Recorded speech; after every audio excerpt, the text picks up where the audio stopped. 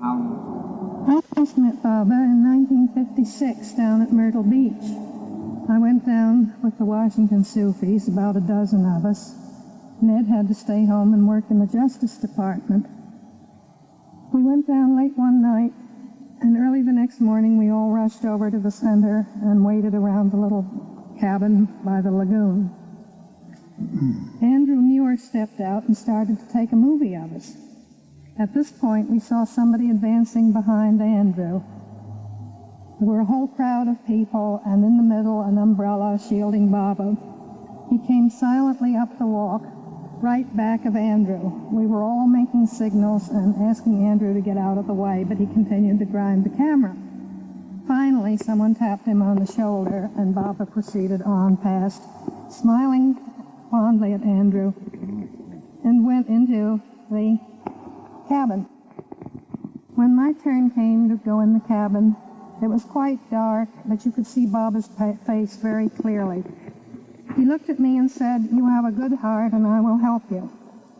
We talked for quite a while. Murshida told him all about us, and outside the other Sufis were some in tears, some very excited. And finally I left the cabin, and during the rest of the time we were in Myrtle Beach, everybody sat around waiting for the call, "Baba will see so-and-so. Where is so-and-so?"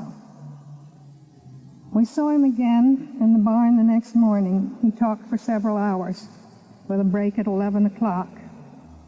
Everybody was sitting in rows, and we were sitting well at the back. I can only remember that Irish explained many things about God Speaks, and I was wishing that Ned could have been with us. Well, they called me up in Washington and said I better come down. So I thought I'd better come down last weekend to see what this Swami was doing with Dottie. So I arrived a Friday evening, and so happened that there were a lot of fireworks out over the ocean that evening. We didn't see them. Baba had been doing some lightning stuff. The next morning, everybody said, "You got to get up early," and so we got up early, and they were all said, "We ought to be out there at 7 o'clock." And I said, "Well, what's all the rush? This fellow isn't going anywhere."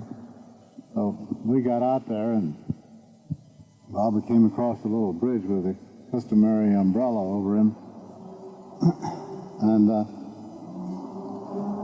Murshid introduced me to him, and I remember we embraced, and he touched the side of his face to mine, and I also recall that for 2 weeks after that I had a burning spot on the cheek. Well, shortly after that, I was called to go in the cabin, and Baba motioned for me to sit down on his right-hand side, and he reached over in a little bowl where they had some salted nuts and stuck one in my mouth, and I looked in his... I was called to go in the cabin, and Baba motioned for me to sit down on his right-hand side, and he reached over in a little bowl where they had some salted nuts and stuck one in my mouth, and I looked in his eyes, and right then I knew he was what he said he was. Now, this does not admit of any intellectual argument. So, shortly after that, I went outside, and Adi Irani was there, and he came up and said, "Well, are you coming to India?" I said, "Well, I don't know. What would I want to go to India for?" Of course, this was a rather foolish statement, as I now see it. Well, he said, maybe it might be a great opportunity.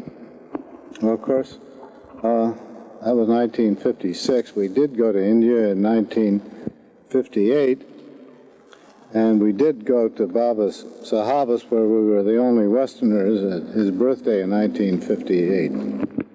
I think I spoke about that at Joseph's place. You want to say something now?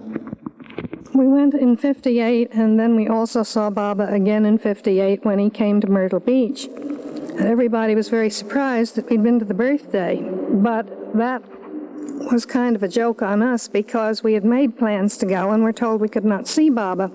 And we had, of course, gone already to Delhi when we received a telegram that we could come back for just one day, which we were very happy to do, and nowadays it would be impossible because the traffic has picked up so, we found in 62.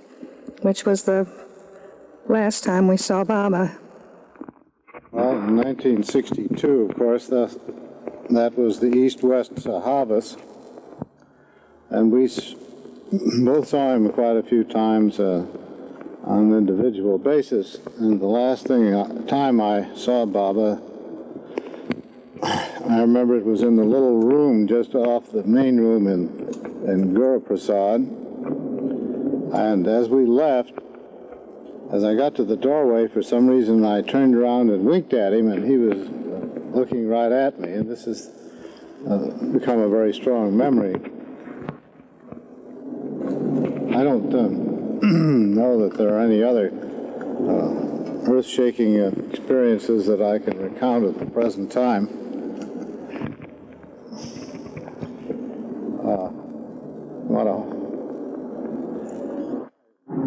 I asked to say something about what Baba said to us. Well, I remember the very first time he looked at us and said, you must never leave each other, and you must never even think of it. And then, again, when we came to California, where this film was made, which was 1.5 years ago, is because Baba suggested that we do so. He didn't do this by saying, I order you to go to California. He merely said, Baba has no objection to your moving to San Francisco, which, of course, if you have any awareness, is tantamount to a direction that is what you should do.